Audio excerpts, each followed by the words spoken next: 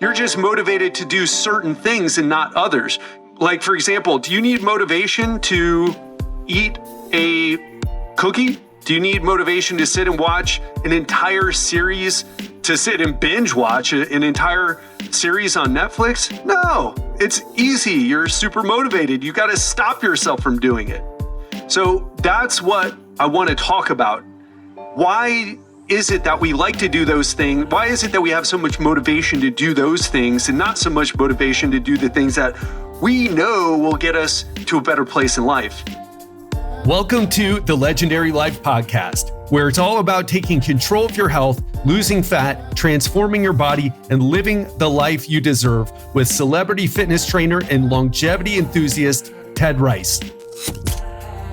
Too many people bought into the idea that motivation is the secret that will finally push you to go after your biggest goals and make your dreams a reality.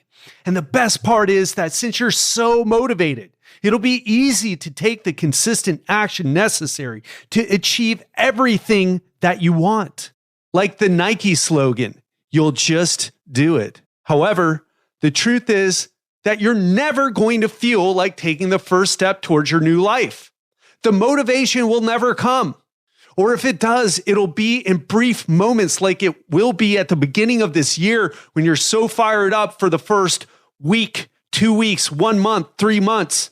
And then you'll fall off, the motivation will go away, and you'll stop. It happens so often in the health and fitness industry with all the people wanting to get in shape that this is a big time of year for gyms. It's a big time of year for health and fitness. And we all know most people will not stick with their programs. They'll join the gym, pay their memberships, they'll show up for a while, and then they'll stop coming. And there's even memes all around over the internet talking about this experience, this phenomena with New Year's resolutioners. So let's talk about something. Let's talk about the elephant in the room. If you're listening to this right now, then I've got some important news for you. You know exactly what you need to be doing in order to get what you want. In fact, every single person listening to this with internet access is a Google search away from figuring out an action plan to accomplish every single one of your goals. I bet you've even listened to several podcasts, watched YouTube videos, maybe even read a book or two on how to solve that exact problem. If that's the case, I want you to ask yourself this: why don't you take action if you already know what to do? Here's why. Knowing what to do will never be enough. You must develop a habit of taking action. If that's true, then the question becomes, why don't we take action when we know exactly what we need to do to get started? And the answer lies in the 6 inches between your ears. The fact is that your brain is working against you. And I mean your brain. Forget about psychology. So many people talk about psychology when it's actually the way your brain is wired. And because of the way that your brain is wired, your goals can be at war with your feelings. Here's what I mean. Your goals reside in the part of your brain called the prefrontal cortex. This is where thoughts like, I'm going to start exercising and eating right because it's good for my health. That's where those ideas come in. It's the most human, the most evolved part of you. Your feelings, however, are controlled by an older and more primitive part of your brain. You may have heard of your amygdala before. It acts as the emotional processing center of your brain. It also behaves like a built-in alarm system. And I want you to keep something in mind. While you may have big goals and you have all these things, you want to write a book, you want to start a business, you want to travel the world and see the 7 wonders of the world, whatever it is, the fact is that the biological purpose of life is to survive and reproduce. And that is it. And your brain is wired to do this job well. And if it wasn't, then your ancestors would have died out a long time ago and you would not be here today. And your amygdala works perfectly in this regard. Just think about for the dangerous prehistoric lives of Paleolithic men and women. But it doesn't work so well for the stressful modern lives that we live. We don't run from saber-toothed tigers or harsh weather. We've got to pay mortgages, save college money for our kids. We've got to make sure we exercise so we don't get fat and out of shape and come down with heart disease. So what happens is something like this. You have an important goal to accomplish. The second thing is your brain assesses the task and determines if that task will have a positive or negative effect. The third thing is your brain figures out, that positive result isn't going to be immediate. So anxiety sets in. And fourth is unconsciously, our brains fear a negative result. So we feel intimidated and humiliated by the task. And so the end result is procrastination. Let me break that down a little bit more for you. So in those moments that we feel overwhelmed by too much to do, maybe we have a lot on our plate and it's just like, just too much. Or we have one very difficult goal. Say we want to start exercising and eating right. Our brain experiences fight or flight. In other words, norepinephrine, which is adrenaline that affects your brain, and adrenaline itself, they take over and you start to feel anxiety and fear starting to kick in. Now, compare that with how we respond to pleasurable experiences that release dopamine. So on one hand, we have norepinephrine, we have adrenaline caused by things that we don't want to do. Just think about like, I need to exercise, but I shouldn't eat that cookie, but I'm just going to eat it. You get all crazy, right? Well, why does that happen? Why? Because you're plenty motivated. You're just motivated to do certain things and not others. Like, for example, do you need motivation to eat a cookie? Do you need motivation to sit and watch an entire series, to sit and binge watch an entire series on Netflix? No, it's easy. You're super motivated. You got to stop yourself from doing it. So that's what I want to talk about. Why is it that we like to do those things? Why is it that we have so much motivation to do those things and not so much motivation to do the things that we know will get us to a better place in life? And I want to talk about dopamine. We prefer the effects of dopamine compared to the stressful effects of adrenaline and norepinephrine.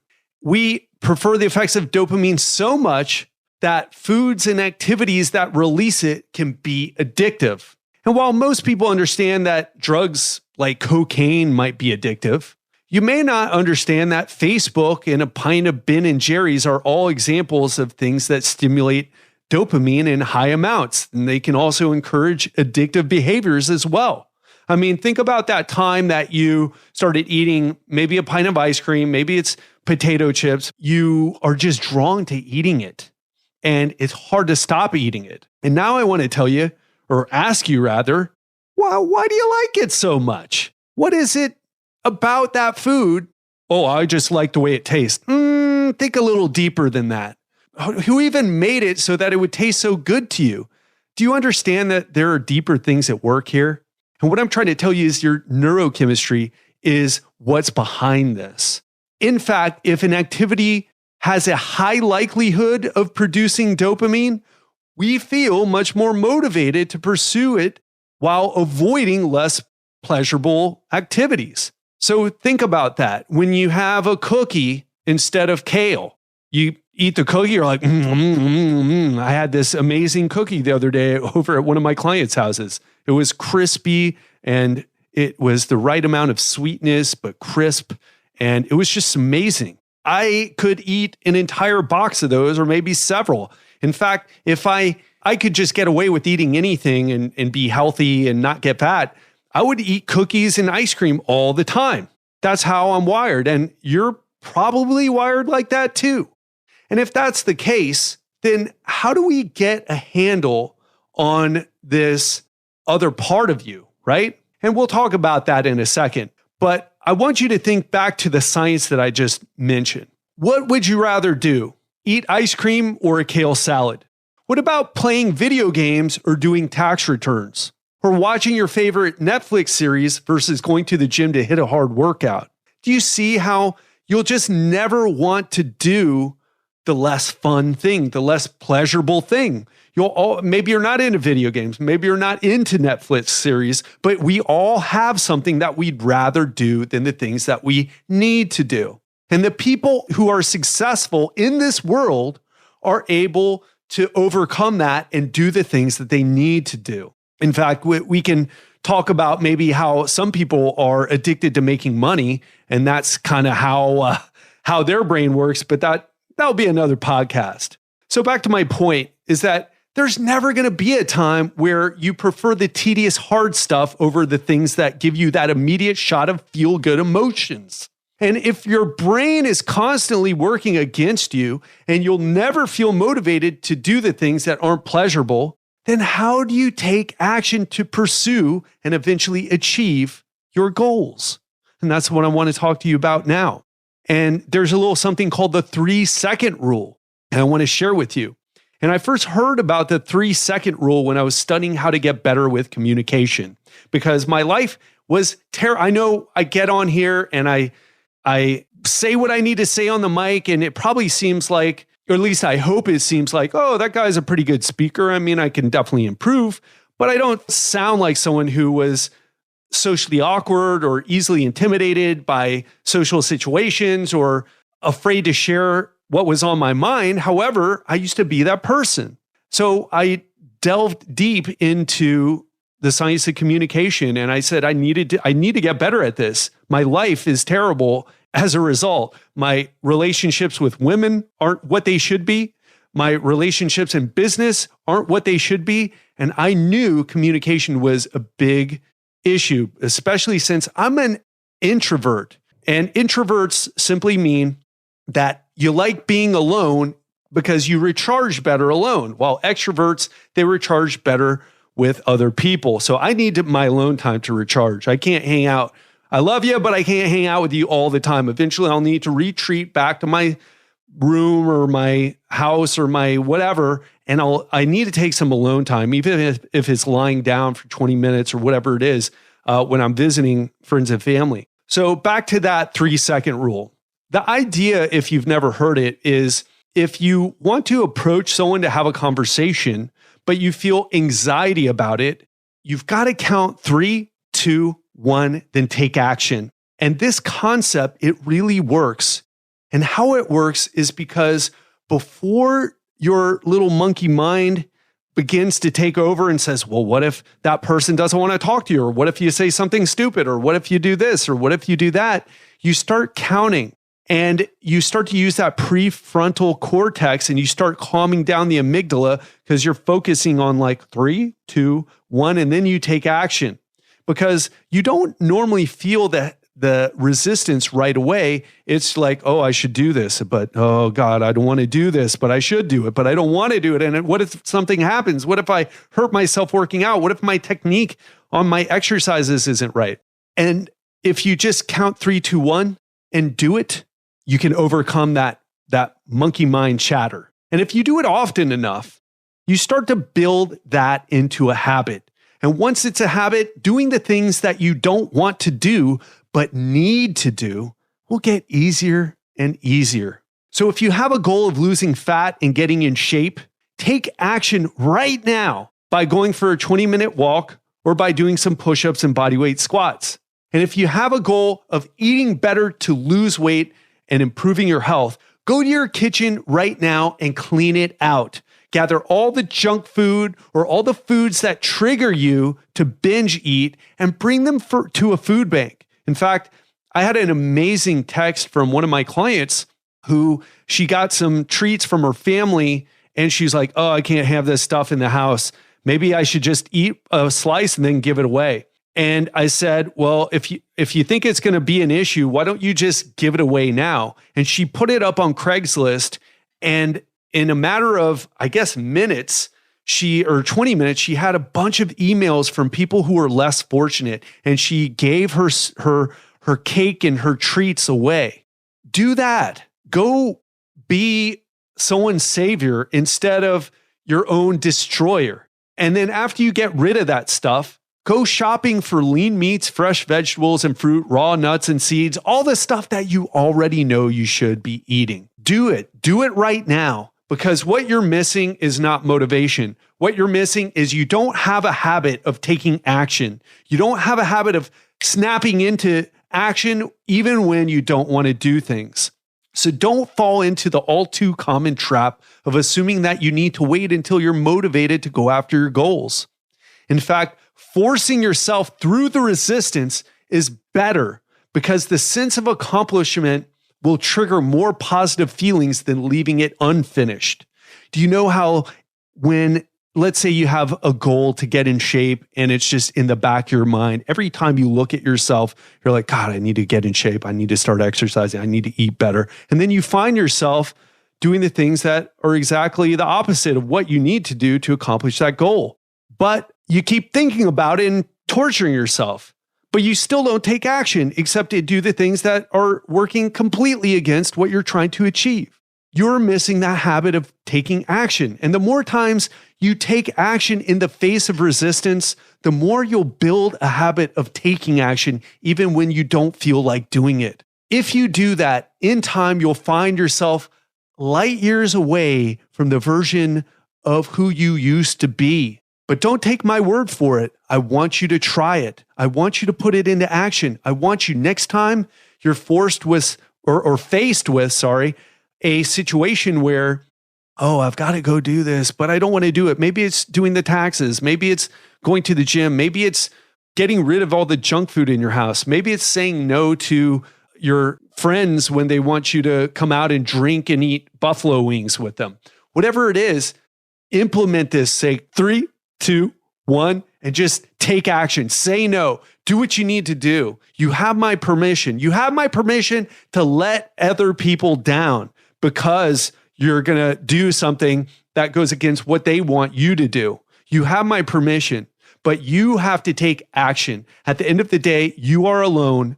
You must save your own self. There's nobody coming to save you. I can't do it. Unfortunately, I'd love to come by and help you out, but nobody's going to come and do that. You've got to take this responsibility. This is your burden to bear, and you must conquer it by yourself. But if you do that, I promise you will become the person who you've always dreamed of becoming.